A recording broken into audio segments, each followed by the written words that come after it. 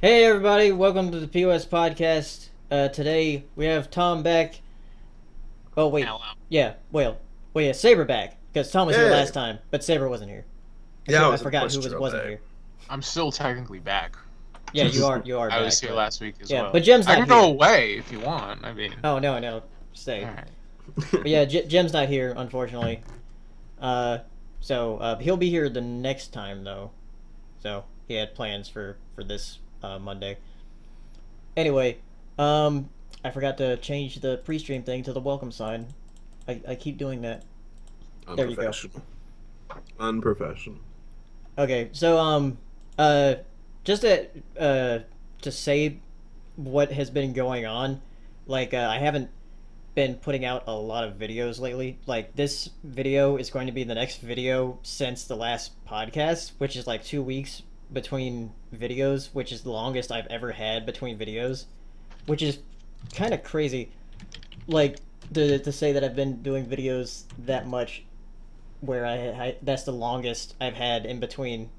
Now that I think about it, I got you beat at a 6-month span one time. yeah. It happens. So yeah, I've just been like, meh, but I'll try to catch up. On a hiatus. That's Yeah. okay. Anyway, let's talk about things that have happened. And the first thing is something that is very weirdly,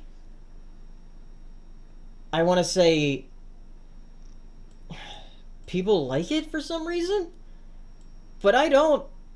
And I know a lot of people who don't, but a lot of people are saying like it looks good, but I don't think it looks good. And that's the Jungle Book trailer. Tom, have you seen this yet? I have seen this. What are your thoughts? 'Cause I know what Paleo thinks, and he knows what I think, but I haven't heard what you think. Alright. I think as like I guess just like as a film, in terms of like technical production, it looks pretty well done, which I mean it's a Disney film, so clearly like they have the budget to throw at it. Yeah. I'm not sure if it looks like a good Jungle Book reboot because I think the weirdest shot for me was the one that everyone really loved was at the end when it's Baloo and Mowgli and like he's like whistling the bare necessities. Like I didn't even really realize it was Baloo because like those are like Yeah. cartoon characters and all these animals look so realistic and I feel like I'm just so disconnected. They don't feel like characters anymore. I'm just like, oh, it's a bear, or oh, Yeah. it's a panther, I guess maybe it's just because I grew up with the Jungle Book and like I just that's the visual language I've always imagined the story as. Um, wasn't there a live action Jungle Book like There was one that wasn't in Disney like though. the That was- early 90s, yeah. late 90s, early 2000s or something? And I remember for the same reason, that was that disconnect because it was trying to be more realistic. And I think it'll probably be a decent movie. I just don't know if it'll have the same kind of charm because I know a lot of people Agreed. are saying that like it's taking a much more like serious tone and a lot of the charm and humor of the original isn't really present based on Oh the wait, trailer. wait a minute. Apparently, the Jungle Book from the '90s was also Disney's Jungle Book. What the hell? Then why are they doing another one? Because I guess some time's passed and they realized this could sell. Yeah. I don't know. It seems to be a moment of desperation for Disney. Well, that's just what they're doing. They're just doing live action stuff. Yeah, I mean, the thing is, like, the Cinderella movie was, like, a very okay movie, but it was not a very good Cinderella movie. I. Eh. And the same thing with Maleficent. I did not like Maleficent either. I haven't seen either of those movies. Bit my tongue. Either of those movies. So Because I didn't, there was no interest. Like, just again for a similar reason. It's just like But people love them for some reason, and I want to shake them. because nostalgia, because stupid people. I don't know. I mean, this movie could be good. Could be good. Could be, like I mean, but Disney it most likely did, won't be. I mean, I'm not holding my breath or anything, but like like Pirates was pretty good, and that was a Yeah. live action Pirates. Disney movie. But it again, But that was different though. That It was didn't different. have- yeah. right. But like this is isn't it by the same studio who did Yeah. responsible for Pirates who's Yeah, doing but this? when I say different, I mean as in like we already have like a preconceived idea of what like it's supposed to be. Like Exactly. because Jungle Book is very lighthearted, you know, lots of singing, dancing, cartoons. Yeah. Now Disney's going for all this like semi-serious live action stuff, and The it's whole like, thing is like, how are you gonna have Baloo dancing around if he looks like an actual bear? I just Yeah, feel like there's and- gonna be like an uncanny valley that I'm not gonna be able to get over. yes. That's a Why good is way. King Louie the size of King Kong? No, I don't- better question. Why is he voiced by Christopher Walken? That is very funny, but and yeah, the voice cast. Bill Murray is Baloo. Scarlett Johansson is Ka. That's just them. That's just them saying like, "Hey, before you leave the set for the Avengers, can you do some voiceover work for Yeah. this other movie?" Sure. Alright. And let's see, who is Shere? Oh, Shere Khan is voiced by Idris Idris Elba. Elba. Yeah, Yeah. he's awesome. I love his Is voice. it Idris or Idris? It's Idris, Idris. Okay. I think. I think you're right. always heard people call him Idris. We're all just ignorant white people, so I mean, we don't know. Dude, but he is a handsome fella. I agree. We're gonna cancel the apocalypse and cancel Pacific Rim too. Oh, that's for another topic. But yeah. Yeah, we're gonna get there. But yeah, Jungle Book. I don't, man. I mean, I'll reserve judgment. I'm probably not gonna go see it in theaters. I have no real interest in doing so.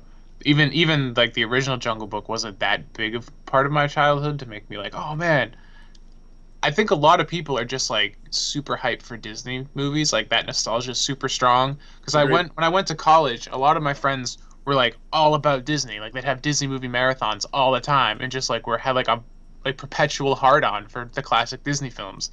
And I guess a lot of people are like that, and that kind of is being, they're milking that right now at Disney because they know there's the 90s kids have the money now. Like we're all kind of have It's so jobs. funny. We Tom, all have, the video making is totally talking about that, how like it's kind of cool because in a way we see at least better entertainment show up than like, because from 2000 to 2010 I feel like that was kind of like the dead zone. It was. But now like we're older, we're like, because we'll sit down with our kids if we had them, we're like, I don't know, like I feel like that now that the 90s kids have grown up, they're more geeky than the previous generation, and they're willing to, and they're very nostalgic too. So, like you said, like the Disney stuff and animation, and also the ones who grew up in the '90s are now the ones making cartoons. So, Right. It's a good and a bad thing. I think it's good because you're going to see a lot of artistic talent coming from that generation be really passionate because it was something so special to them. Because like when you think about like the '80s, like cartoons were just commercials. yeah, Like G.I. Joe and Transformers and all that stuff. And then the 90s is kind of like there was more soul to it. At least that's how we've perceived it. Whether you can argue whether or not it was all just like still more clever advertising, but the way that our generation kind of internalized it and reflected back on it is we found it very personal. And so when now is our turn to create things, we're obviously going to have some passion for that. But on the flip side, the corporations, the people who are, old guys around the boardroom table who don't give a fuck, can capitalize on that passion and milk us for all we're worth because we'll throw our money at things because we have like a fervent love for it. So it's a double-edged sword. We're going to produce more good things on the artistic side, but we're also much more vulnerable to creative manipulation and corporate kind of scheming. Well, I mean, if I had a corporation make either like junky, crappy cartoons or make good cartoons, make money from it, I'd rather them make at least good cartoons and make money from it. Like I have no problem giving my money to companies who make good stuff. That's fine. Like I feel like Cartoon Network, I like them. I've no problem. Good right now. Yeah. Well, I mean, and Nickelodeon's still struggling, and Disney Channel is just. I mean, Disney Channel has Gravity Falls, and that's about it as far as I'm concerned. Wait, is Star versus the Force Eagles? Is that Yeah. That's Disney. Yeah. They're both on Disney XD though. They don't even air on the actual Disney Channel. Because like Same with Wander Over Yonder. Gravity Falls tonight, and I can't watch it because I don't have Disney XD. I know that Disney and Nickelodeon are still kind of going through that weird phase of like live action shows, like Lizzie McGuire type shows, and That's So Raven type shows. And there's so many like that. Like it's almost to the point where it's like Sunnyside in Philly or something like that, and I'd be like, "Is that a made up show? Are you pulling my leg? Oh no, it's Oh, actually." you're talking about like It's Always Sunny in Philadelphia. No, it's funny. I guess. Sunnyside in Philly. Whatever. I'm just making. It's like the kids' version of that. Oh man.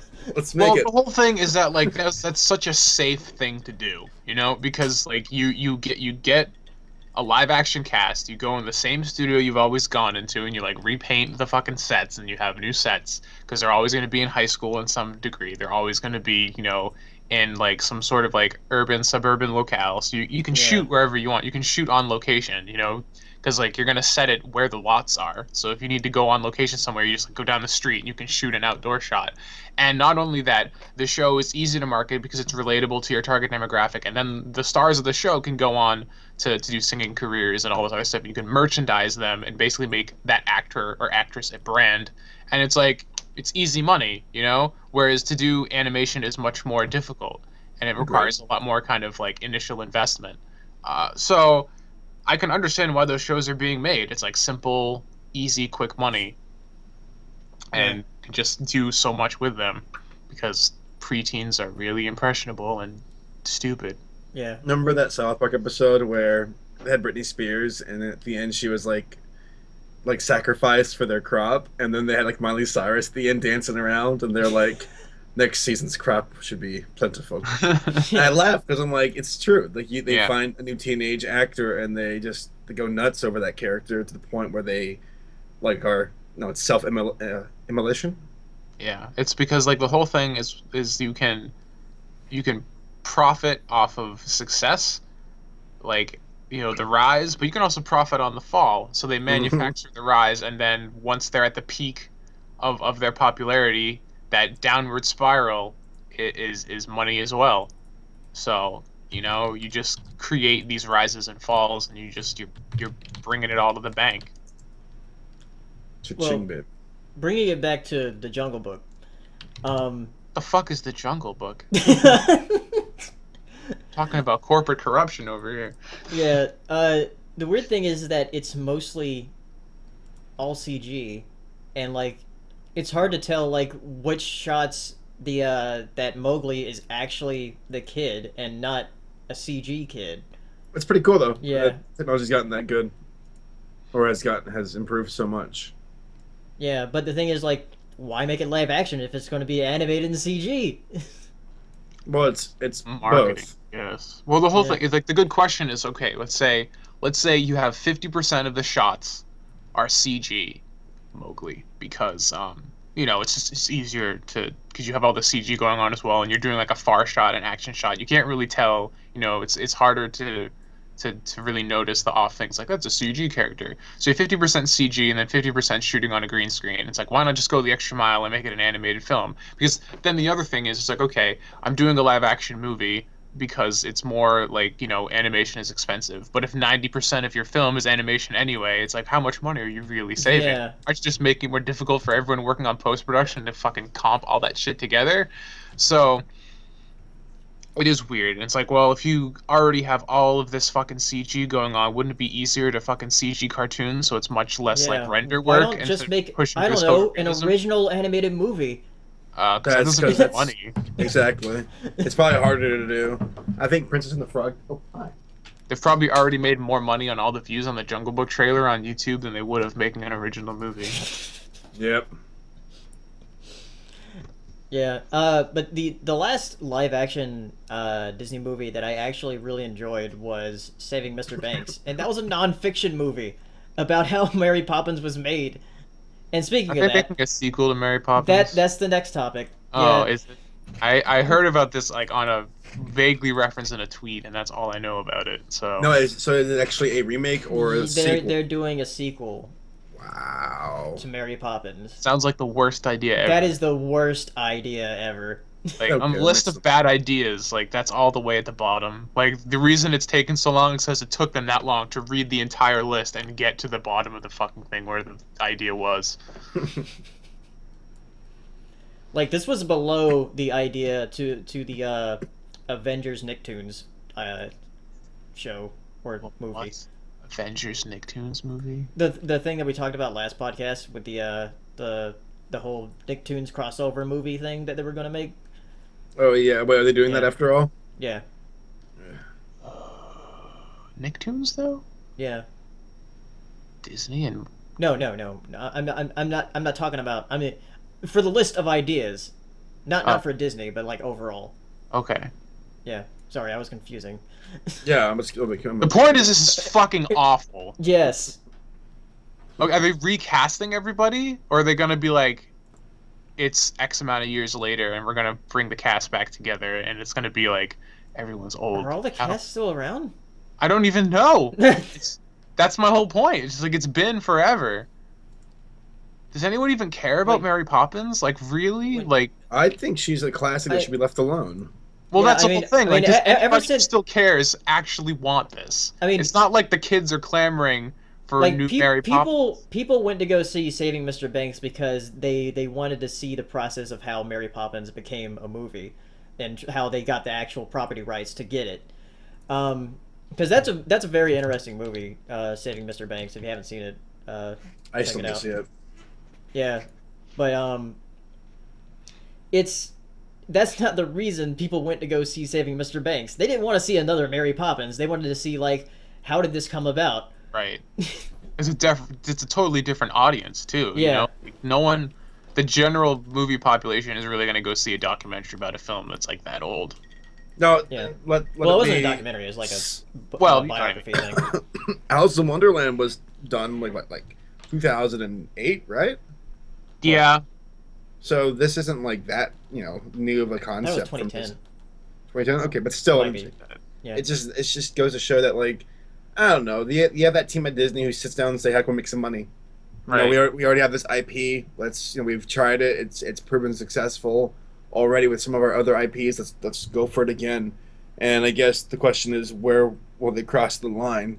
Like an Aristocats live action movie, Oh my God. Like, if they did, I would lose my mind. Or Robin Hood, where they have like little foxes dancing around. Or no, they still need to do a Rescuers live action movie where the mice are little CGI mice, like in Stuart Little. That would actually you're pretty much kicking a dead horse. Oh no, you're that's insult to injury, because that series already isn't like that successful. It's good, but not that successful. Just leave it alone. Right. Yeah. Well. Black Cauldron. They're just trying to like milk the glory days and bring them back. If any movie should be remade, it should be Black Cauldron, because they didn't do it right the first time. No, they never do. They're not touching that with a 6-foot pole. But it did bad, so there's no nostalgia to milk, so it makes no money. Exactly. This isn't about artistic integrity. This is about making more money. Look, we're Disney. That's the hard truth. Clearly, you don't have enough money yet. When can we buy Viacom? It's only a matter of... They don't have Nickelodeon. Oh my God. It'd be terrifying. That would be fucked up. That terrifying me. Wouldn't that be like crossing monopoly lines though? Like, wouldn't? Yeah, it would. Dude, there's already like the fact that like when you realize that's why Comcast and Time Warner couldn't do that merger. Coca-Cola owns like Star and shit, and you realize like how fucked up everything really is, and like what these like big companies own everything. Yeah, I really find those charts to be fascinating, where it's like, here's the circles of who owns what and owns what and owns what, and that's how they pull strings, where it's like, if a company does something that another company doesn't, like their father company or surrogate, or what's the title for it, like a company that's pretty much above them. I forget what it's called. Company? Parent, I guess that works. I mean, that works. Yeah. But like, if Grandmaster Viacom looks down upon Nickelodeon, it's like, yeah, you better change that now. They'll take care of it. Yeah, it's just like this huge chain of like, this company's owned by this company, so it's technically the same company, and so on and so on and so on. MTV's owned by Nickelodeon, Nickelodeon's owned by Viacom, whatever. It just keeps going. And then you're left with like big five. That's it. There's like 5 companies in the entire world. Like Mao. Yeah. Good job, like government. Google, Disney. Is it Time Warner, AOL? Yep. And then there's a lot more than Viacom. that, I mean, yeah, but still, wait, where does Microsoft land in this? They're their own separate entity, right? Or they're their own. Yeah, I think the tech industry largely is its own thing. It's really like the media industry that's so. That's true. Like Comcast bought NBC, so NBC's owned by Comcast now, and then Verizon bought AOL recently, which is pretty fucked up. I mean, heck, they bought Polaris, right? Paleo. Who? Disney. Yeah, they bought Maker, which Maker owns Polaris. See, it just keeps going. It's just See, if I was a big company, I'd be making lots of moves to go insecure. And Maker also owns Blip, so they have like that. I'd be making so many quick moves to get my hands on the internet entertainment because that's where it's at. That's where the future of it lies. Of entertainment, it's on the internet. So move fast. Don't fight it. Just go with it. Right. I mean, it took them a while to realize, but now they can just throw money at it. It doesn't matter, you know. We could buy them. Buy them then. That's how it usually works, you know. Even no matter the industry, like the big players will just purchase ideas. Because they're too lazy to come up with new ones. Right. Speaking of new exciting ideas that will never come out. Next topic. Oh man. Pacific Rim 2 is indefinitely postponed. This bothers me. They didn't say canceled, but we're pretty much saying it's canceled. No, this is the Del Toro curse because Hellboy 3 and amongst other films of his, like I guess what bothers me is Del Toro is such a creative genius who cares for his films and Pacific Rim. I know domestically it didn't do so well, internationally did fine, but I guess what gets me so worked up over this is the fact that they're talking about greenlighting a Godzilla versus King Kong movie. Tom, did you know about that? I did not, but it makes sense. Name recognition again. Yeah. And I guess the whole thing is that like it's a big spat Pacific Rim between Universal and Legendary. Like that's the whole reason, because Universal won't fund the movie even though Legendary was already deep in production, and they wanted to make a sequel, and the reason they were pushing for it is I guess it did really well in China, and Legendary has a lot of investment in China. Yeah. And they're just like, no, it's not going to make any money here, so we don't fucking care. And there's a lot of back and forth between them, and they're kind of going at it. And I guess, like, Universal and Legendary already hated each other because, oh god, I forget, I think it was one of Del Toro's movies, or someone's movies who did for Legendary. They wanted a PG-13 cut, and they went behind his back and made an R cut. Yeah, they did. And so they hate, this is kind of like retribution for that. They're just like, you're on a short leash now. Damn you and your artistic integrity, you fucking hippie bitches. Make us money, you know? I feel so bad for Del Toro because, like, he just gets fucked. Yeah, this happened, and then Silent Hills. And the thing that happened with Silent Hills made him, like, I never want to work with video games. And it was like, oh no, you could have made the best horror video game ever. Yeah, but no. We'll get to Konami. Yeah. Just Pacific Rim it's such a fresh new IP with lots of potential. Yeah, it's cheesy, yeah, it's corny, but it's a lot of fun. And it was a really great movie experience to be there and actually like when those punches connected with the monsters when they moved around and fought. It's like, wow, I'm so into this. This is awesome. And now, I mean, there's still hope, and there's always hope, but it just kind of sucks. Step backwards. Like, the scale that Del Toro works at, you know, he can't go indie. Yeah. No. And not continue to create what he does. Like he does these huge, like you couldn't kickstart a Del Toro film. It's just impossible. Too much money. So he's fucking stuck. He has to work within a system that does not give a shit about what he does, and it's really sad. So, I honestly, with the way that like film and media right now is becoming so profit centric, I don't know if we're ever going to see another Del Toro product, at least not in the same vein that he's been doing in the past. I just don't think the market will allow it anymore. Yeah. Fingers crossed. Maybe we should get one of those White he does have House a movie, petitions. He does have a movie coming out next month, and that's called Crimson Peak. It's Crimson Peak. It's the that's it's the movie I was talking about. Yeah. It's an R rating, and they wanted PG-13 to get more ticket sales, and he didn't do it. You know, PG-13 horror movies suck. Are bullshit, right? Yeah. That's why they need to be R movies to be like good horror movies. There hasn't been like a really decent horror movie in forever, just because like nobody does it anymore. It's just like, well, we can get the kiddies with the PG-13 Yeah, it's like, rating. why are you doing PG-13 horror movies? More of an audience. Yeah, I understand, but they're not as good. You know? Nobody cares, because like when the people cutting the checks don't care about artistic integrity. They didn't get to where they were by caring about artistic integrity, and their company didn't get where it was by caring about artistic integrity, you know. And as much as I'd like to blame them, you can't blame them because their job is to make money. That's what they're that's the system you work with. The people who are to blame are the people who go buy the tickets and sit down in the theater and are totally okay with doing that. It's really the public's responsibility to push back against this, and I don't think they're educated enough, or They don't even care. they don't care at all. Which is why, I mean, if they did care, it would be profitable to make things with integrity, and then we wouldn't have this problem at all. So it's really the public's fault. Everyone watching this, fuck you. You've ruined everything that's good. Good job. Feel bad about yourself. Moral of the story, steal your movies, go on the Pirate Bay, flip off the fucking corporate bullshit warmongers who are fucking destroying everything that's good in the world, and give Del Toro $5 if you see him, because he hasn't made money. he's outside of his, like, on the street playing with monster toys. He's Yeah. got a hat, and you just drop him $1. He's just Thank like he's got like a Gypsy Danger little action figure, and he's Yes. like out Pacific Rim 2, like on the side of the street with like a fucking guitar case, just like begging for money. This is the part where Like- Godzilla shows up. Do do do do do do. Here you go. I love Pan's Labyrinth.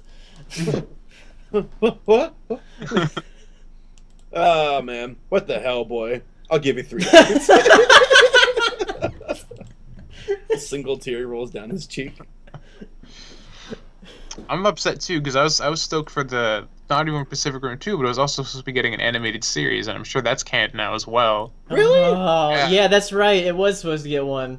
Dude, that would have been sick. Yeah, we could do a that lot that with was animation. like a stopgap before to keep the interest for the series going, but I'm sure that's on ice now too. There's no Shit. point in making Did you it. know who was making it? I don't think they announced anything because they were announced because Del Toro put up a YouTube video and he said that both of those were coming, and that was kind of it. That was like last year. Oh, for the record, Del Toro also was the guy who was supposed to make The Hobbit, and then he's like, "This is taking too long. Never mind." Well, thank God. Because it was put on pause for like half a year, and he's like, "Guys, I got other things I can be doing."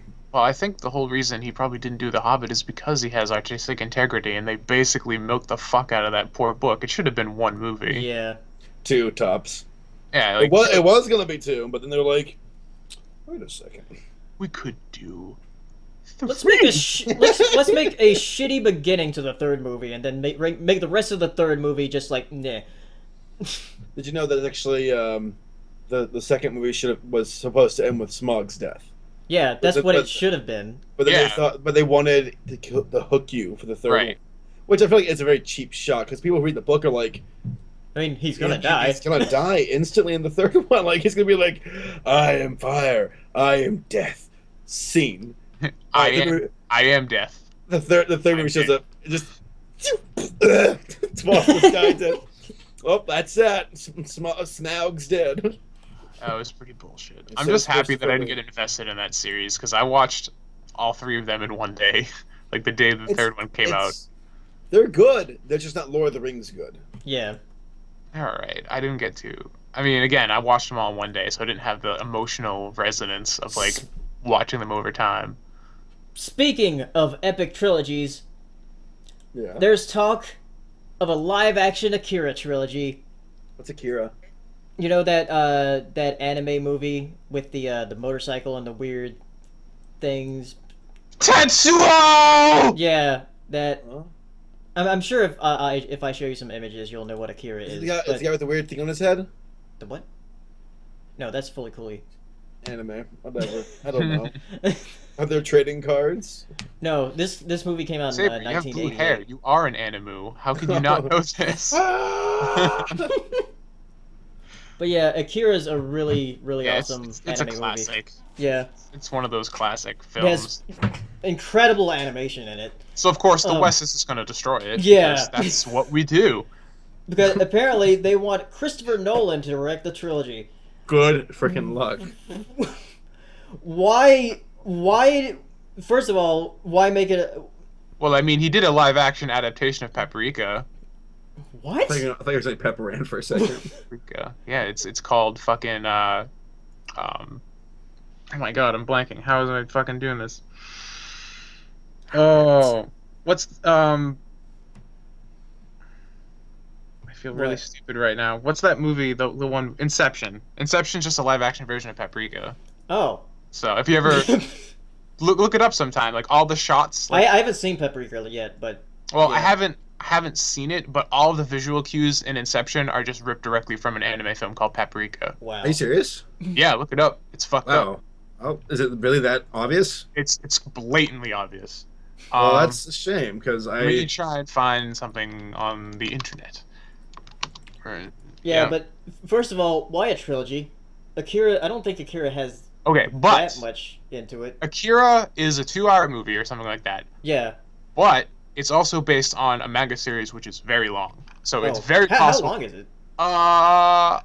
It's quite a few massive volumes. So there is enough meat in the manga to make a trilogy, but it's not like the one that everybody knows about. Yeah. So still, making an American live action movie of an anime film is really. Oh, well, it never works out. Like, yeah. I remember when Final Fantasy that movie came out, and wasn't that just a disaster? What, Final Fantasy Spirits Within? Yeah, that movie was weird. I remember seeing it with my dad. We were in a different Blockbuster, and he was. Okay, have you ever wanted to age check somebody? Say Blockbuster. Blockbuster. What's that? Okay, you're obviously too young. Go away. I actually made this Lion King video, and there was a guy who left a comment saying, like, I didn't get the reference. And I'm like, oh my. And then he left the comment saying, like, I didn't get the reference. And then I realized, like, I was too young, and I never saw this movie. And I was like, oh my god, there are kids who are born, who are driving cars right now, who were born after the Lion King. Oh my god. Oh my god. Oh my god. It's scaring me, man. It's terrifying. Yeah. Oh yeah. Somebody said, wasn't Chronicle already kind of like Akira? I guess I know what Chronicle's about, but I have not seen it though. But I guess that's kind of like it. Yeah, Akira Nolan trilogy. That's very weird. Not sure if it'll actually happen. It's very Hollywood.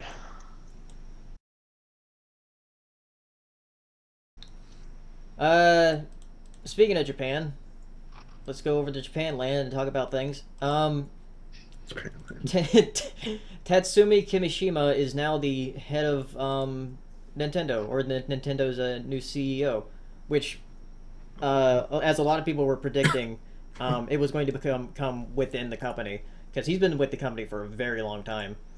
All right, good. They picked somebody who's well seasoned. That makes sense. Yeah, like he was director for the Pokemon company. He was director for Nintendo of America for a while, and a bunch of other things. But he seems well qualified to see. Let's see what happens in the future with him, because we're gonna start seeing him a lot more. Oh, Tom linked this thing about. Yeah, if you want to see some of the very obvious things from Paprika that were taken blatantly for Inception. Oh wow, you weren't kidding. You weren't kidding. It looks very pretty. It's a good movie, from what I've seen, because I haven't watched the whole thing, but yeah, I need to watch that. It's pretty fucking obvious that there was very, very direct inspiration. Is it the dream within a dream thing though? I'm not sure. Interesting. But I mean, just from a visual standpoint, clearly. But of course, we're America, so we're too uneducated to realize that this even happened. But yeah, I mean, clearly, Nolan can take anime and make it live action, so. Yeah. So I'm not sure what else to say about the new CEO, other than there's the new CEO. Just have to wait and see. And when I say wait and see, I mean we're not going to see any real impacts of him as CEO for a while, because at least for a couple of years. A lot of the stuff that Iwata kind of already had in the works is obviously kind of already committed, and they got to follow through on that. Because the NX and stuff was obviously all done under Iwata's kind of guidance, so we're gonna have to wait until after that to really see where this guy takes the company. I'm interested kind of where Pokemon Go fits into this whole thing. If that was... That's the next thing. Oh, is Pokemon it? Go. Yeah. Yeah. Yeah, so if any of you saw that trailer for Pokemon Go, it's basically a mobile sort of augmented reality Pokemon Yes. where you use your phone to catch Pokemon that are like around the world or Hmm. around where you live, which sounds pretty cool. It Like, does It sound does. pretty. yeah, and So you I can don't know. actually battle with other people and trade with other people. I'm interested to see how well it works because I've done some augmented reality things on my phone before, and it's pretty wonky.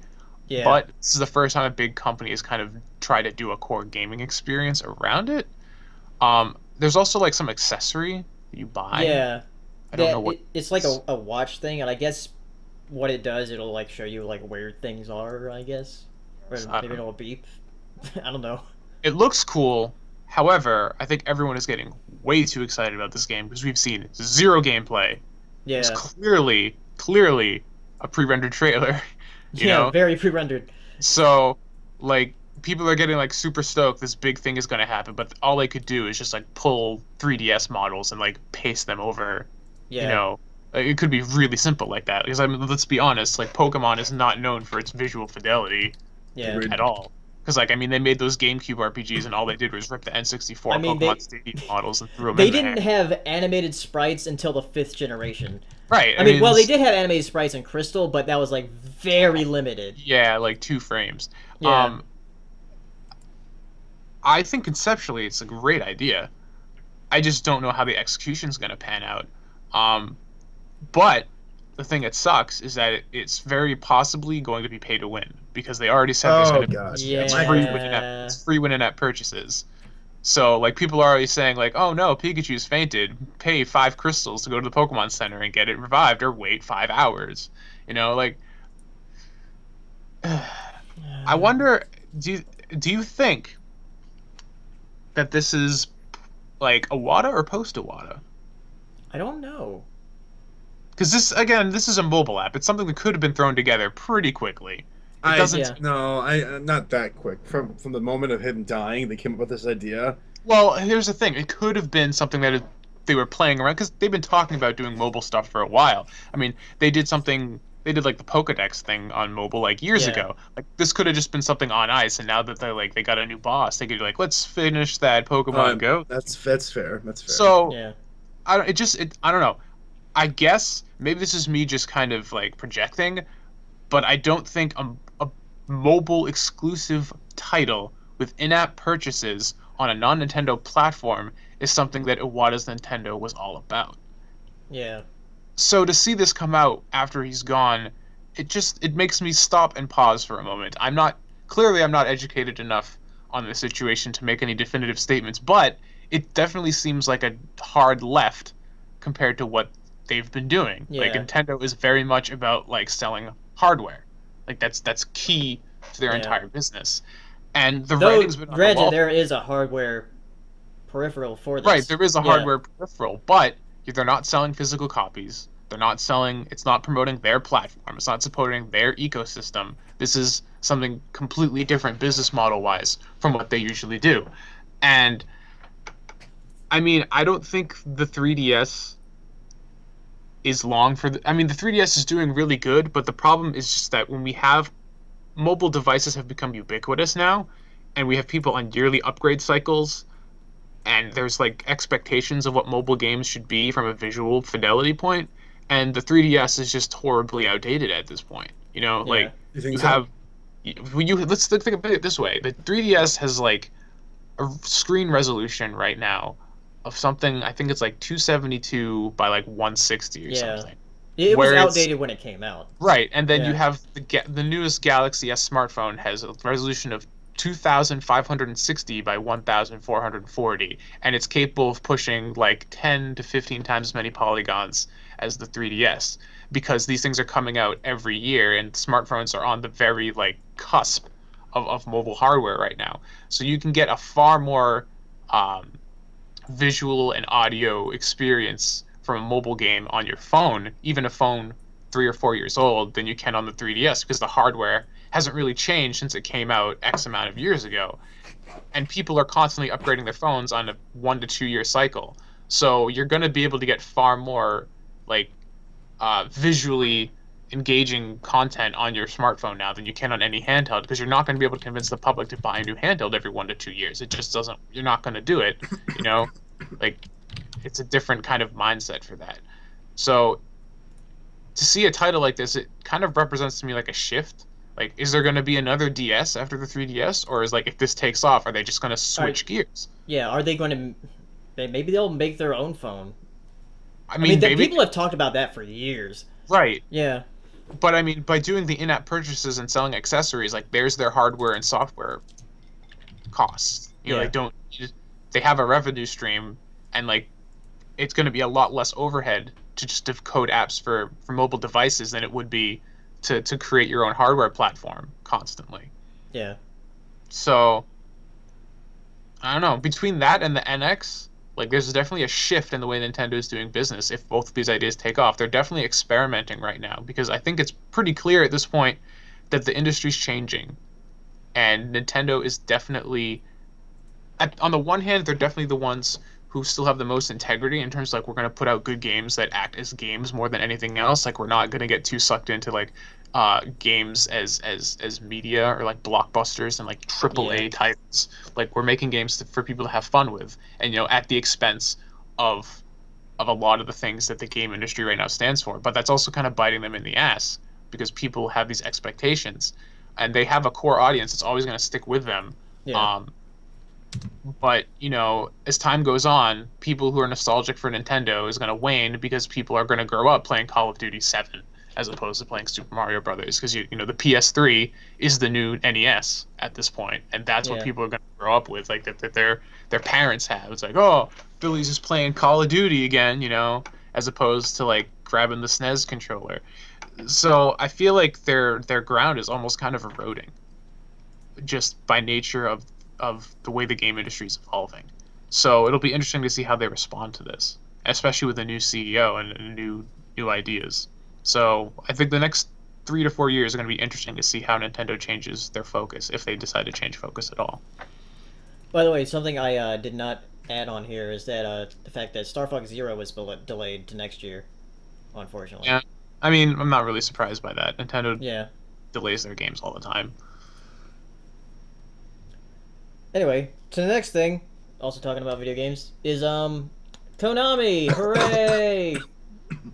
They're stopping development on all AAA productions except Pro Evolution Soccer.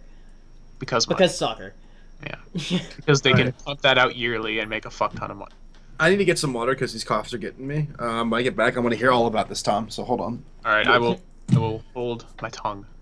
Yeah, but it's so weird because Konami, back in the 80s and 90s, they were known for, these very respected franchises like Contra and Castlevania and Metal Gear, and it's just weird now that they've fallen so far. Like, and I just don't know what's going to happen in the future with them. As well as like Capcom, because those are two companies that have fallen like a lot since their glory days. Choices, yeah, and I don't really know. I mean, clearly, Capcom. I think Capcom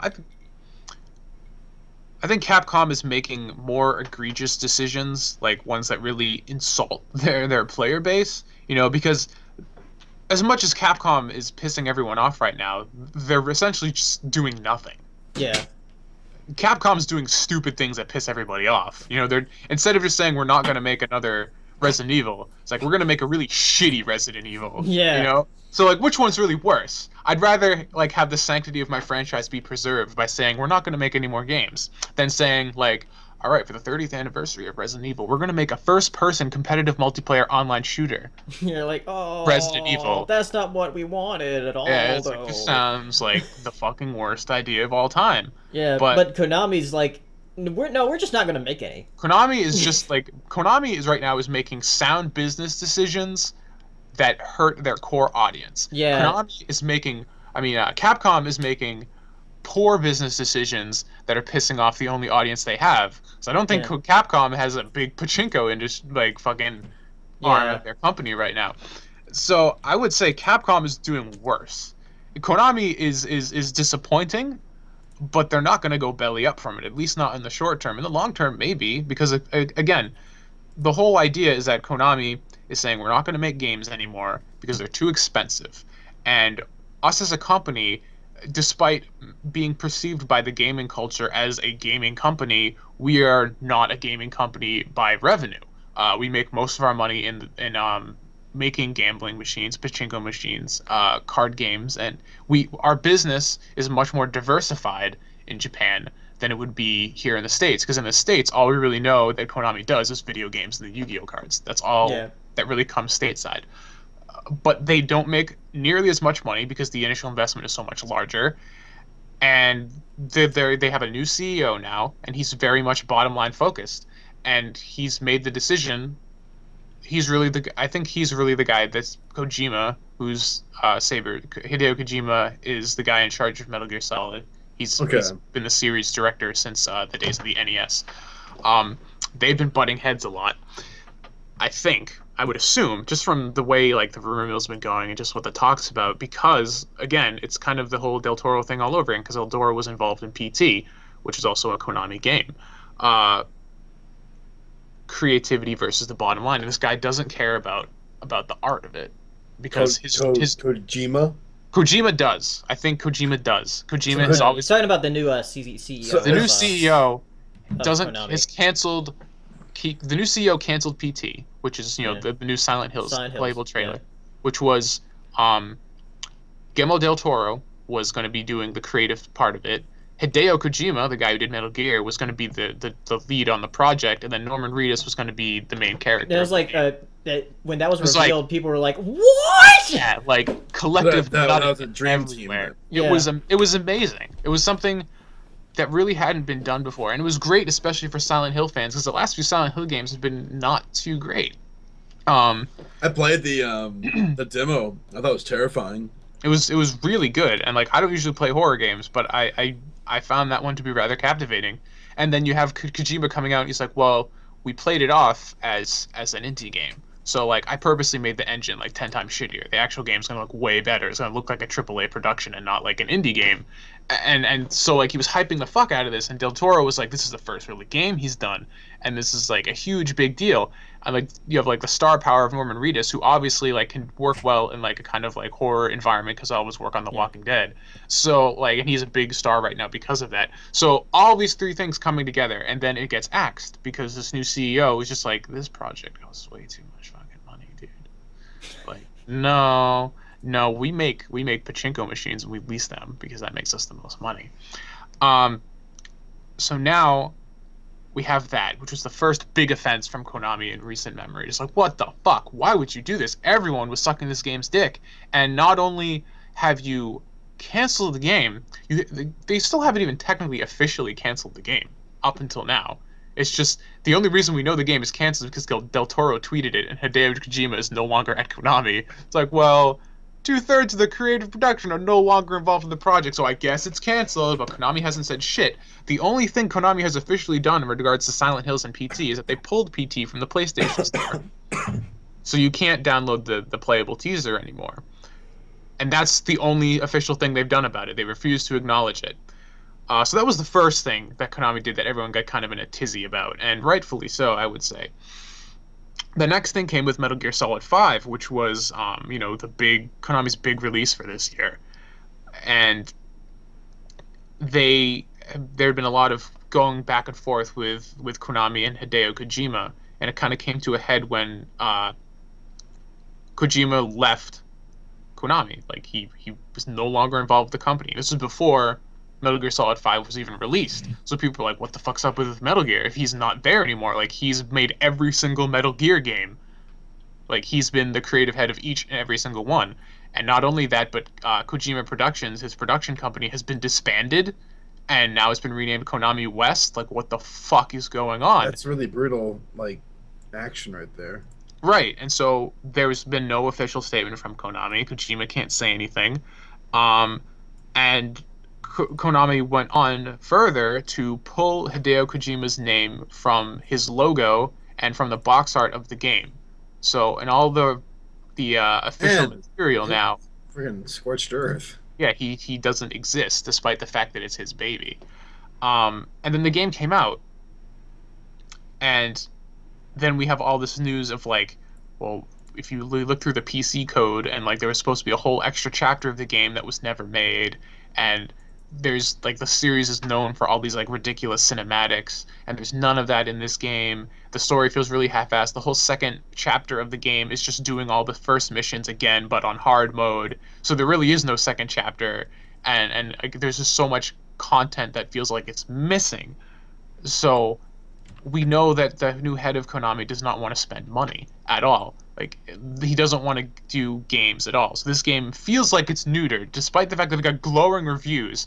And, like, that was weird. And then you find out that all the reviews for the game were done at what Konami called a boot camp. So they invited all of the reviewers to come to this 40-hour event where they had to play through the entire game and write their reviews based on that experience. They didn't get review copies, they didn't get to play it. They had 40 hours to do the entire thing.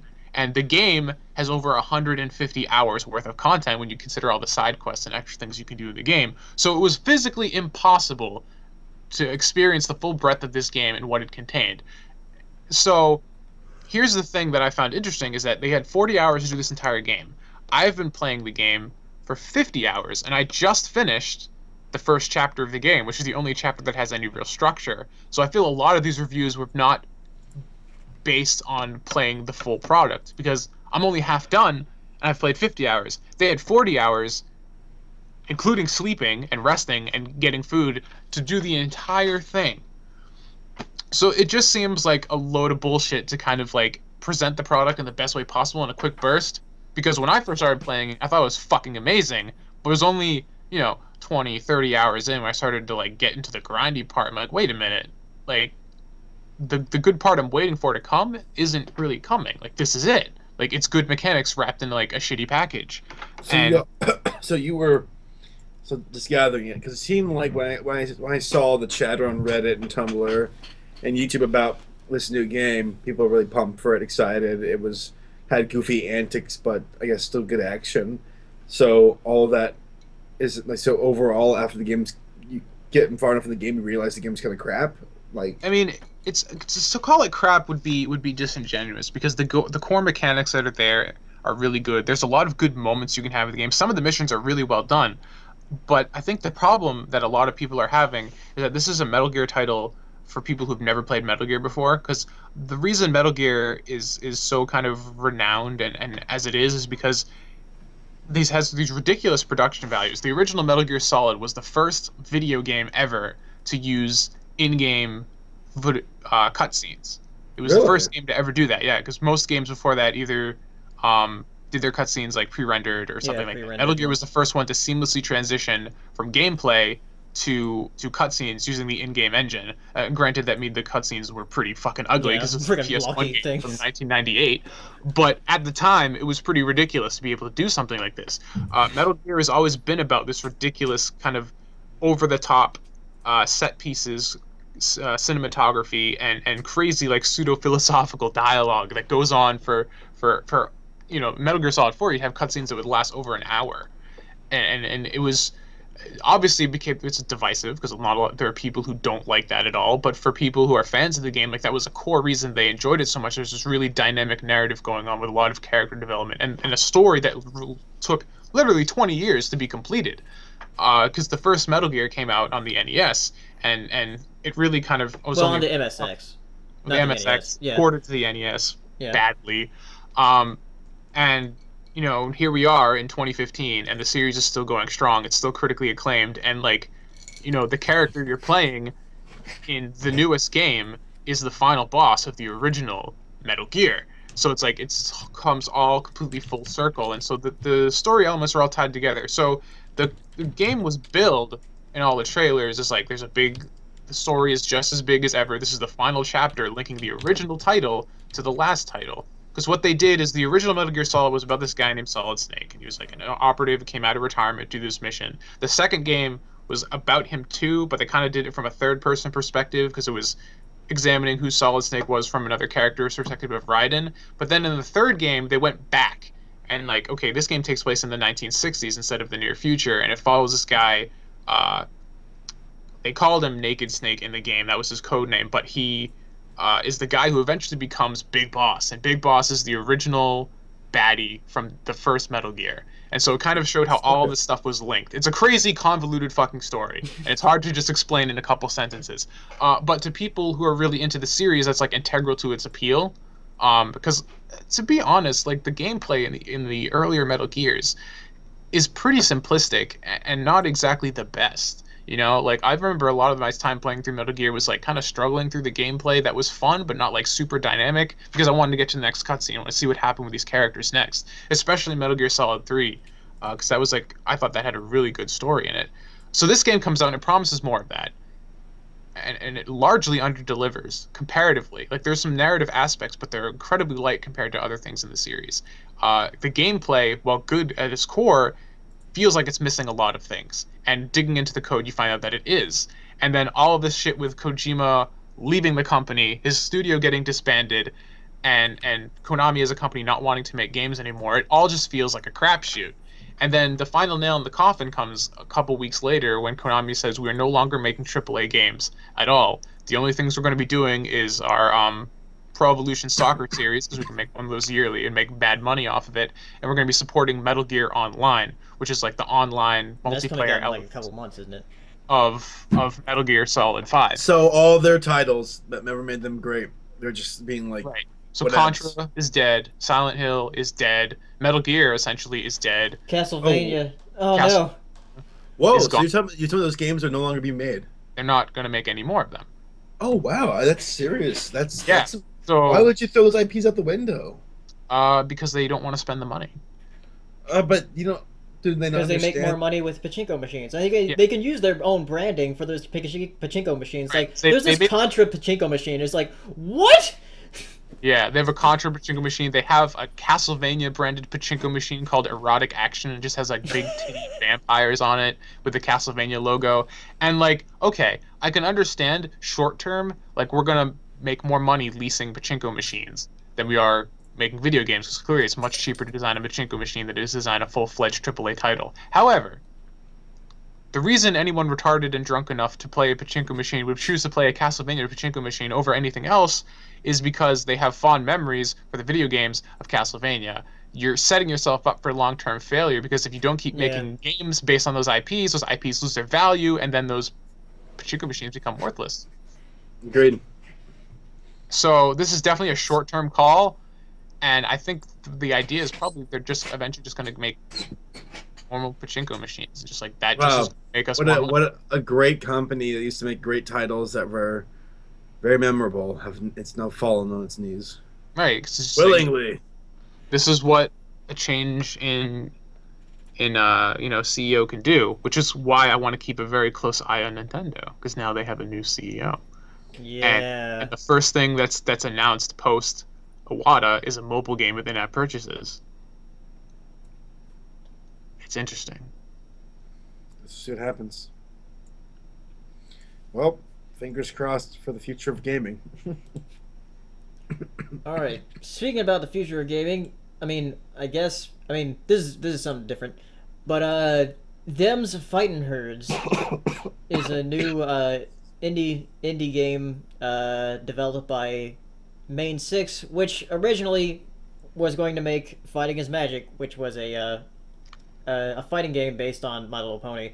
But then they had a C&D, and they were like, we can't do this anymore. And then they had the idea to make their own fighting game, but with like hooved animals. And then Lauren Faust, the actual creator of My Little Pony Friendship is Magic, was on board with doing the character design and everything for them. And now they're making their own game, and they're having Indiegogo right now.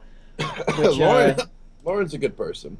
Yeah. Like, she really has a good heart, and she cares for like the underdog, and she'll fight for people who she'll fight for creativity and inspiring. That's still like one of the coolest things she's done. No obligation to do that at all. Absolutely no reason, and she just did it. And like I was in the Horseshoe Crew chat, and Jesse linked a video where they have like on their campaign page the lore of the game, and Lauren's reading off the lore of that surrounds the characters of the game. She wrote So it, right? yeah, like I guess like the idea is that like all these hooved animals have their own societies and stuff, and I guess a long time ago they were able to magically seal away all the predators, and that's how they've been able to thrive. But now the seal's about to be broken, so they have all their best champions fighting it out to seal the portal again and get the glory I for like saving that. the world. That's kind of cool. Yeah, so like Lauren came up with the whole lore for the world and everything, and like so like it's just really cool to see. Like, this is really interesting because we have a seasoned veteran in the professional field, like just helping out like the little guy, like for no reason other than just wanted to. Well, this is how you inspire. Or maybe revenge because of Hasbro. I mean, I think a bit both. I think Yeah. she did that out of spite, in part because she I don't care what you tell me. She had some pretty cold feelings towards Hasbro after what they pulled on her. absolutely. And Yeah, I still need she's to- like, hey guys, and I'm gonna go help these guys out and inspire those who want to create while giving a middle finger to corporations. Good on her. I still need to watch the panels that she had at Equestria LA because I want to see what I feel like you this would said. be really interesting. yeah. This is like the theme of the show is like fuck the man. That's all we've been talking about. Yeah, it started off with Rasputin and those police, and it's continued ever since. That's the name of the podcast. Fuck the man. Oh, be careful! Some porno sites might Oh, shit. cross-reference that. That should be the thumbnail. Now we'll get all the clicks. Row, fight the power. We entering Q&A here soon, Pedro? Yeah. I guess we can do that next. I'm gonna get So some water if you here. want to ask us questions, you can ask us on Twitter. You can either use our handles or use hashtag POS Podcast. So Tweet us. Make us feel Right. important. I'm gonna get water too Yeah. because I just did like 3 rants in a row. all right, yeah, I'm gonna refill my drink. So Alright. be right back, everybody. There's going to be nobody here. Wait, are you staying? I'm gonna try and put something interesting. for people to Okay. look at. There. Oh no, it's falling. Ta-da! Have fun with Derby. Let's do this shit. Q&A it up. All right, let's check our Twitters and see the thing. Tweet soars. All right.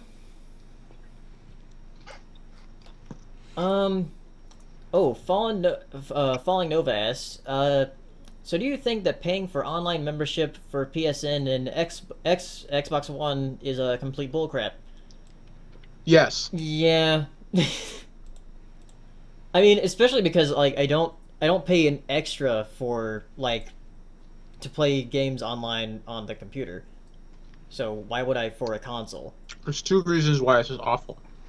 Reason number 1, you're paying money that you don't need to, because if you're playing on PC, you don't have to pay.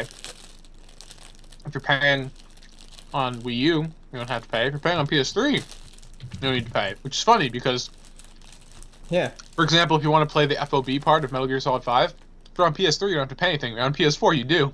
Yeah. It's dumb. Well, the excuse that the companies will give you is that they're hosting dedicated servers to give you a better gaming experience. But And it's that's why you're paying. peer-to-peer. Here's the thing. Because they have their servers and shit like that, when they pull the plug, you can't play online anymore. Yeah. So you kind of every game's multiplayer component has a shelf life, which is kind of bullshit. So overall, fuck the man again. That is the thing about the podcast. It is, it's a universal truth. All right, Saber, you got some? Fallen Nova sent me a question as well, which I guess he or she says, so what would be the best food the human race has ever made? The best food? Yeah. Oh man, that's so subjective. I know I think fudge rounds are pretty good. I'm eating one right now. I'd have to say if you're talking about the food that made us our species what it is, I'd have to say bread. Oh. I mean wheat and that led on to bread, man. That was a pretty big groundbreaker for our species. That was pretty important. Yeah, it is, and we still eat to this very day. It's very good stuff. Bread led to pizza, which, as everyone knows, is the best goddamn food in the fucking world. I had pizza for dinner. Good stuff. So, all right, Tom, you got a question? let's see. Do you think that mobile games would be possible cause for another huge danger or another gaming crash? I don't think that there's going to be another gaming crash like there was in the 80s. I think the industry's just too big now. Yeah, it's way too big to have another crash like that. The whole thing is that, like, I think there could be a crash in, like, confidence, or, like, people who, like, are passionate about the industry. But the whole problem right now isn't that, like, people don't care about games, that people care about the wrong things in games. Like, the reason everyone's making mobile apps is because they make a fuck ton of money. So that, by definition, kind of prevents a crash from happening, because, like, there's too much financial incentive, not too little. I mean, I guess gaming could shift focus, and that would be bad. I mean, it already is when you think about it. The gaming landscape 10 years ago was a lot different than it is now, which is a lot different than it was 10 years before that. So, I think it's going to change. Probably not for the better, but I think this is going to put more... The flip side to this, though, I think that everyone needs to remember is that as the AAA industry over the years continues to get more and more fucking focused on, like, democratizing appeal, like appealing to that lowest common denominator, the COD crowd and whatnot, the flip side of it is we have technology becoming more and more accessible, so we're going to see independent games get more and more complex and more in-depth. So I think you're going to see, like every other media, it's going to become more democratized, and independents are going to pick up the slack a lot more. It's the same way that we have, like, network TV being garbage, but we have internet. There's a lot more quality content now that we kind of wanted on TV. You know, I think that's going to be the same thing here. We're going to see a lot of indie devs, and it's already starting. But I think they're going to be able to start making things that we would consider AAA today, you know, a few years down the road. But that's just me.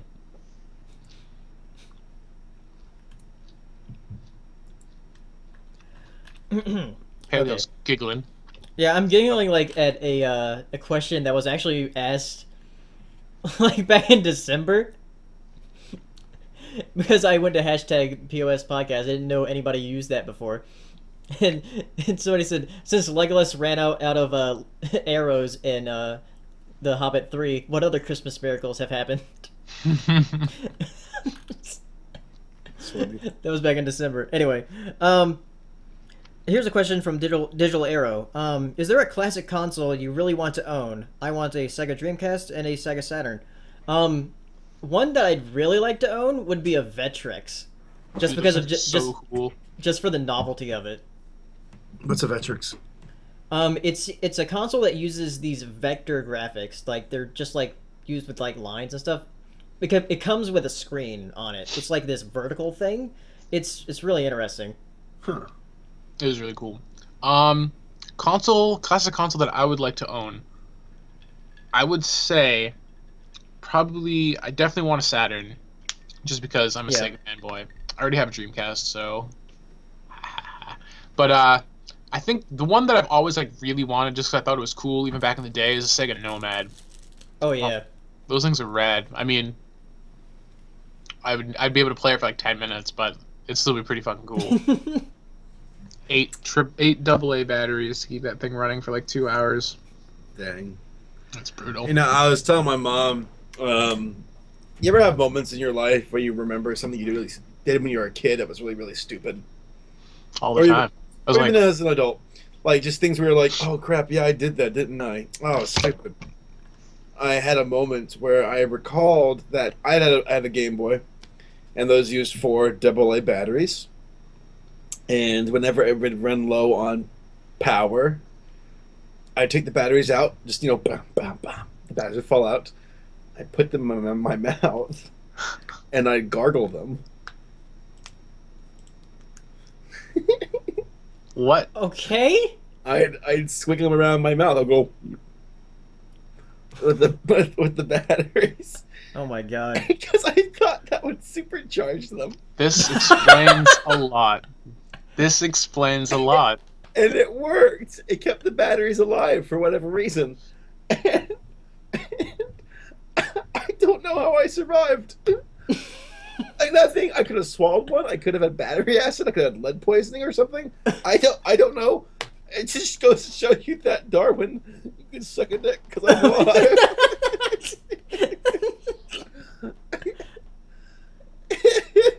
I did that. I told my mom that not too long ago, and she was like, "What?" Wow. I'm learning a lot today. Okay. From William or Xanthion. Thoughts on the Shovel Knight amiibo that was announced at PAX? I want one. You're never gonna get one. I know I'm never gonna get one. I saw some amiibo at Target this past weekend. There was like a Zero Suit Samus and Captain Olimar, and I was like, man, I really want to get them, but I shouldn't buy them right now. But I should have. How much do they cost? Or They're $13 each. That's too much for plastic. Yeah. I've spent more on less plastic recently. What? Mage Knight. Oh. Yeah. My next video is on Mage Knight, which no one's gonna watch, but I just did it because I'll watch it. I like watching your stuff. I basically, my whole logic behind it was that welcome. I bought a bunch of Mage Knight, and I was like, I need to write this off on my taxes. I'll make a video about it. And so it was that it happened. I bought Star Wars Empire at War last night. And That's cool. It's an RTS game that's very average but fun for Star Wars fans. It's got a cool little risk mode, kind of like a little galactic conquest, and that's fun. It's hard. I get my butt kicked like every single time. I'll have to get some cheat codes or something. That way I can play the game. I miss cheat codes. I know, we don't use cheat codes anymore. Why can't I get big head mode in the new Call of Duty? That would be fucking awesome. Paintball. It's not even fair. It's not even fair, guys. Yeah, we don't do cheatcodes.com. I need my Game Shark. Dude, do cheat codes websites even exist anymore? I mean, I think CCC is still there's, around, like, but I think that's just like a news site now. CCC, get out of my face. They still alive? Maybe. Oh wow, they do. What? They got cheat codes for Xbox One. I think. All right. From Ozzyall. What are your thoughts on the new Land Before Time 14? What? Yeah, there's a new Land Before Time Final this year. Fantasy? Damn. Yeah, they're trying to compete with Final Fantasy. You're kidding. I want a crossover now. Someone dress up Littlefoot like the main character. Oh my god. 15. Littlefoot is Cloud. Called That'd Land be Before Time funny. 14, Journey of the Brave. Oh my They're god. still kids. The only thing brave about the Land Before Time is that they're still making them. Land Before Time 14. There it You know, is. it's funny because like it's finally coming out on the original one is finally coming out on Blu-ray next month. A Realm Reborn, Land Before Time 14. Yeah, apparently it's oh yeah, it's coming out next month. The Land Before Time 14, Journey of the Heart. It says after his father doesn't return from an important journey, Littlefoot and company set out to find What? him. Wait a minute. Littlefoot But doesn't his- have a dad? Yeah. Yes, he does. Yes, he Wait- does. Oh wait, yeah, he does because He his does. father actually came back in one His of them. father's the lone dinosaur. What? Yeah, I remember that. What the fuck? Man, keep up with your Land Before Time lore, Yeah, Tom. just- Up my head cannons! Is he fucking Sarah yet? That was my OCP ship. Dude, it took me the longest time to realize. So I was like, Ducky, okay, whatever. Petrie, Littlefoot, Spike, Sarah. Triceratops. Oh. Uh, Oh. Okay. I get it. Let's make 14 movies. A poor Peter. in one very short-lived series. What? They There had a was series. Series? Yeah. Holy shit! Yeah, I mean, they had like they 13 technically episodes or something. They have more movies than they have episodes in the series. Dude, Littlefoot's mom, I'm surprised she hasn't come back. Where it's like the Land Before Time, the redemption of Littlefoot's mom or something, or like Future, fucking. when a satanic cult of dinosaurs raised Littlefoot's mom from the grave. It's up to Littlefoot and his friends to use friendship to fuck shit up.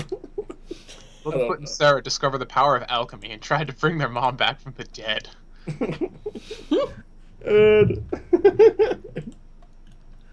Yeah, let me see the series. Let's see, television series. Oh no, it had 26 episodes. Never mind. Don't worry, they'll I get the thought it was like 13 or 26. You know, if they go on long enough, they'll actually be like the same amount of time that dinosaurs actually existed will be the same amount of time that they've been making movies for Land Before Time. Land Before Time, 1,273,000. 65 million years ago, when Don Bluth first brought Land Before Time into the world. The aliens show up and they're like, all we find is a bunch of skeletons in these automated cars and copies of the Land Before Time all over the ground. What was the species doing? Can you imagine? What would be the funniest scenario for aliens to show up to Earth and find our species like what would be the last thing we'd be doing?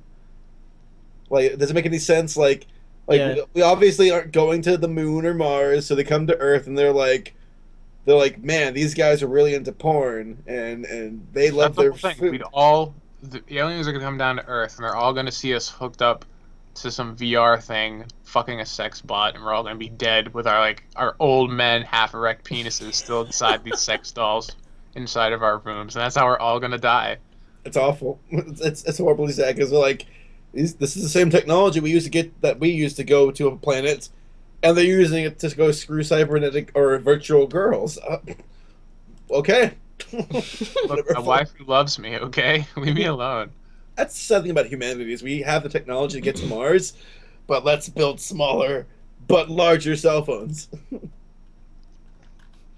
Also, I found out there's actually a. There's no customers on Mars, dude. You're right, dude. I want them to find an amazing resource on Mars that's 10 times more potent than oil, and they'll be like, whoa, let's go. Where we get there the next week. We would absolutely. We would. There'd be some aliens there. We're like, well, we just killed them. There was extraterrestrial life there. What the fuck? Yeah, but Yeah, was. It's like, look, what do you think we did to the Native Americans when we showed up here? We did what America does best: exterminate anything in our fucking way. Okay. That's something I was also thinking about is how some people compare the immigration problem to that of the Americans and the Native Americans. Big difference. Yeah. When the white man showed up, they weren't asking for green cards. They're asking no, they weren't even asking. They're saying we're gonna kill you. It's not like the Mexicans are hopping the border and giving us smallpox-infected blankets. I'm just saying. Exactly. And we weren't running around their villages of children and women and just shooting them at point blank range. It's awful what we did to the Native Americans.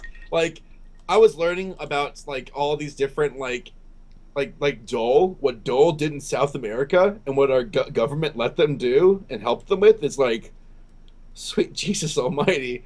Yeah. Every single successful country in history has a ton of blood, lots of slavery, and all kinds of atrocities.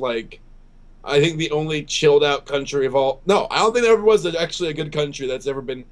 Not even Canada. Not even Canada. They're also dicks. Everybody's a dick. Because you've got to be a dick to survive. Well, being a dick's the state of nature, you know? Sucks, man. My teacher was talking about that back in college, saying, in order to become president, you've got to pretty much, play dirty and lie. And that's why, it's those who don't, they won't win, because at some point they have to compromise their integrity. And they either change and cheat and lie, or they drop out. Yeah. Saber, I'm gonna ask you a weird question. Is there like a bug on your wall behind you or something? There's like this black dot, Oh, and I can't tell what it is. it's Hearthstone. That's what it is. It's Hearthstone. What? He Back punched in a like wall. early 2014, when I was really into my Hearthstone craze, I lost like 15 games in a row, and I was like, mother effer, and I kind of just punched the wall lightly, but I punched it right where the drywall was really weak, and I left a hole. So that was my reminder. Really lightly. Lightly. On that day, Saber Spark received a grim reminder. A Titan's eyes behind it. Nah, I've never raged ever since, like physically. I was about to say. I've been raging pretty hard at Metal Gear, to be honest. Some of the missions are just asinine, and I've been getting pretty pissed. All right, guys, you got more questions? Probably. I mean, I've got more. But... XOX asks, were there any VHS that you had as a kid that you wish you kept? I had both the first Pokemon and Digimon ones. I still have my first Pokemon one. I have a lot of my VHS still around. They're kind of chilling. The whole thing is that when it's just like, oh man, do you still have VHS when you're a kid? My family was so slow to update technology. Like, it took forever before we got a DVD player. My mom, to this day, swears that there's no difference between VHS and HD. So... What? Yes. This is the people I live with. So, it took us forever to get high-speed internet. We had 56K all the way up to, like, 2004. And that's all we had. It was the dark ages. Like, I couldn't play Halo 2, because, like, I mean, you can't play Halo 2 over fucking 56K. So... yeah, like, the reason I still have a lot of my VHS is because we were still using them up until, like, 2002, 2003, because... Wow. Yeah, it was a dark time. So did my family. My family was so against, like, the internet and against, DVDs.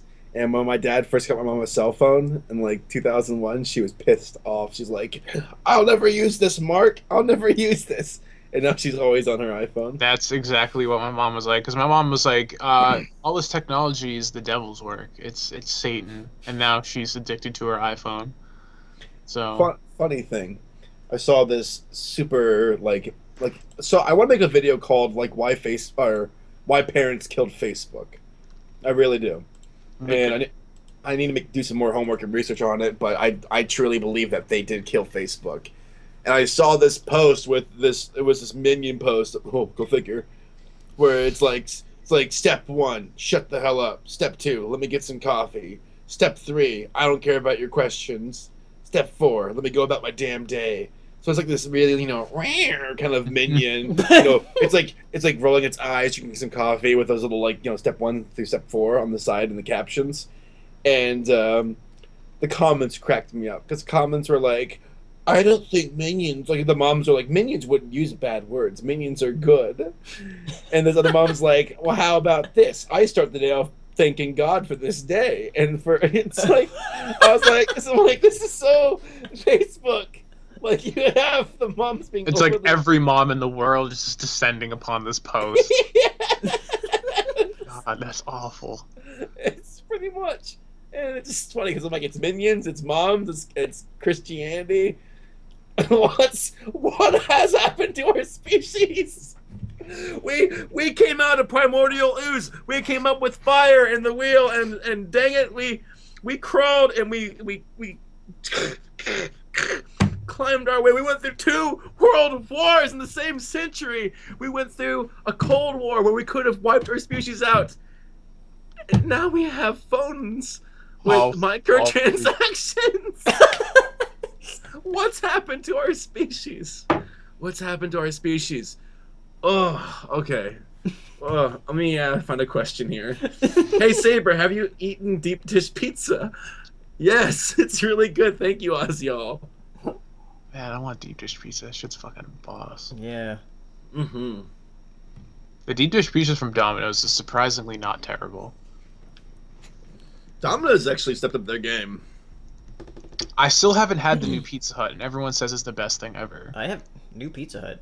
Did they Yeah, change I their know they formula had recently? one. They have like 15 different crusts you can choose from, and tons of like flavor toppings and all this shit. Huh. Like they have like these things called drizzles where you can drizzle extra sauces on top of the cheese. Like it's pretty ridiculous. When you say drizzle, I think of like the drizzle from Aqua Teen Hunger Force, where like Yeah. Shake was like trying to The drizzle. be the drizzle. Oh man. From Auto Racket or Saturn DOS, thoughts on the Goosebumps movie coming out? It's a Goosebumps movie. Yeah, Looks it's coming out next. So dumb.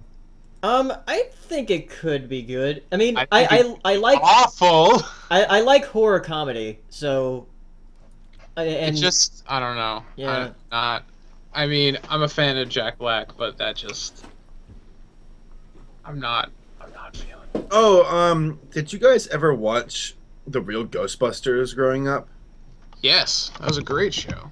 I watched like one episode or two episodes when I was a kid, and they freaked me out. And I stumbled across it today in my recommended videos, and I watched this one where it's like called like the Boogeyman Cometh.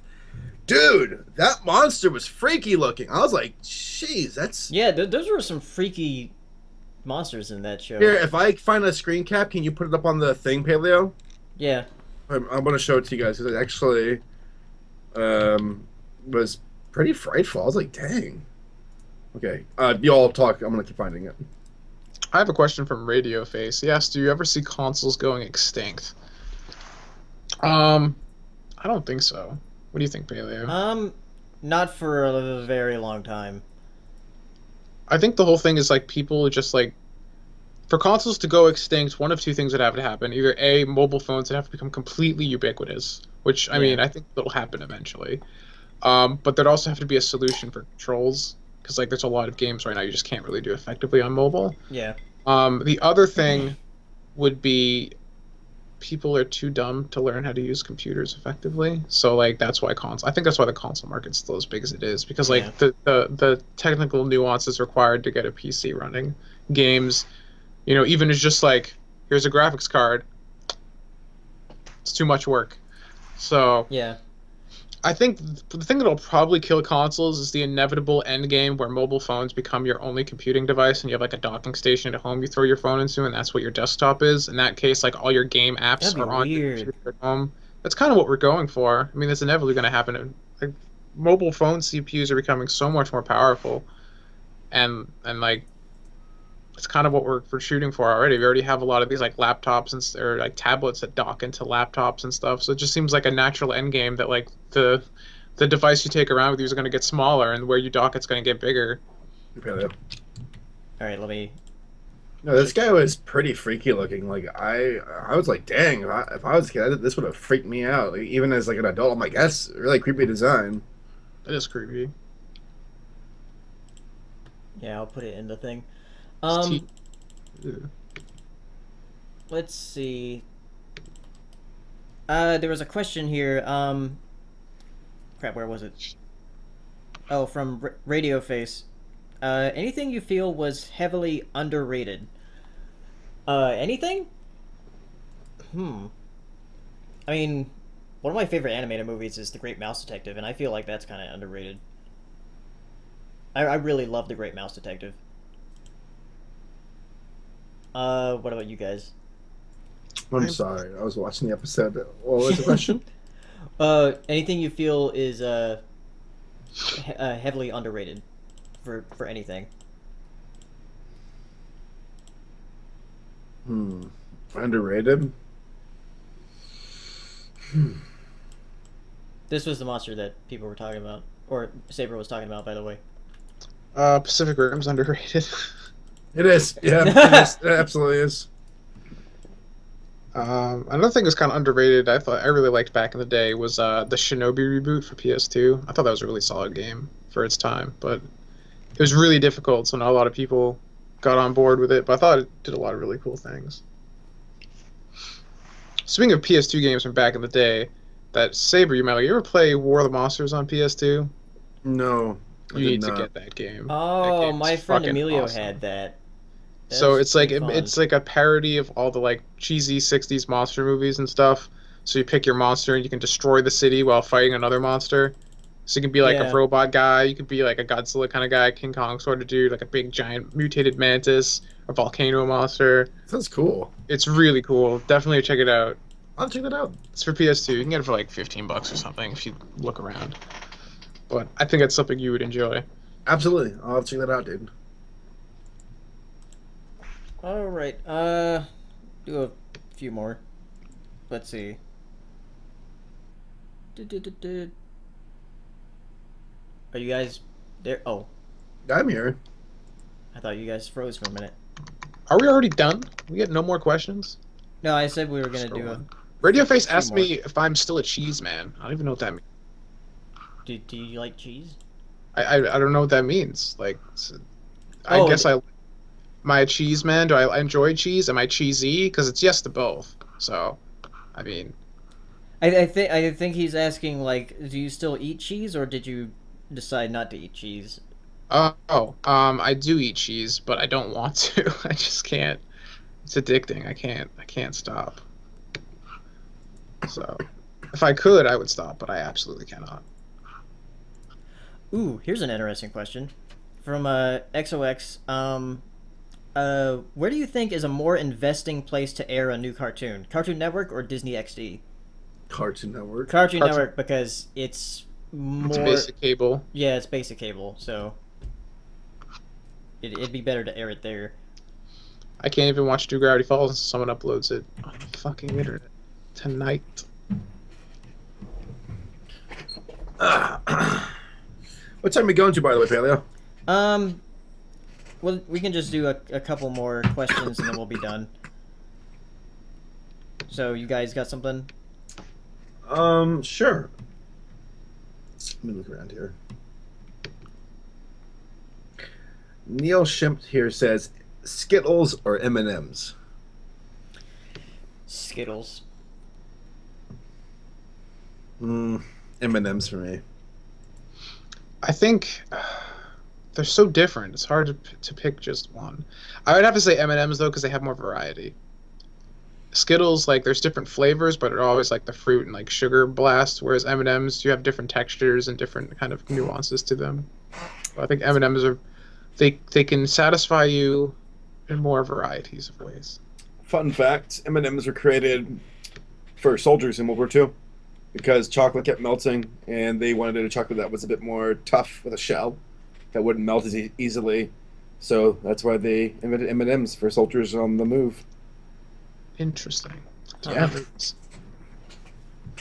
And they say war doesn't lead anything good.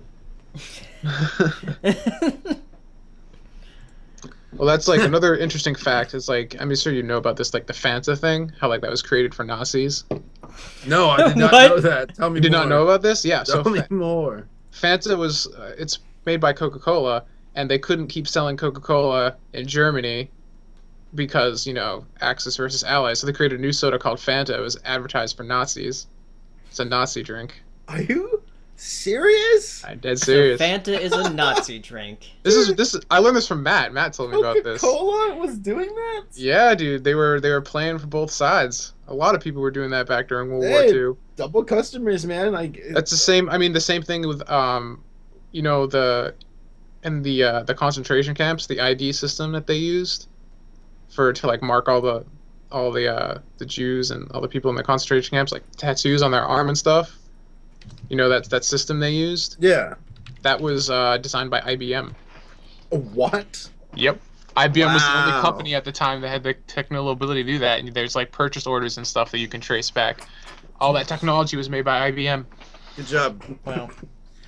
I tell you, when they say that, I mean, when it comes to war, one of the biggest winners are just companies that just Right. go. They game both sides, you know? All right, I'm gonna Monday. have one more question here, and it's from Henrique Sorensen.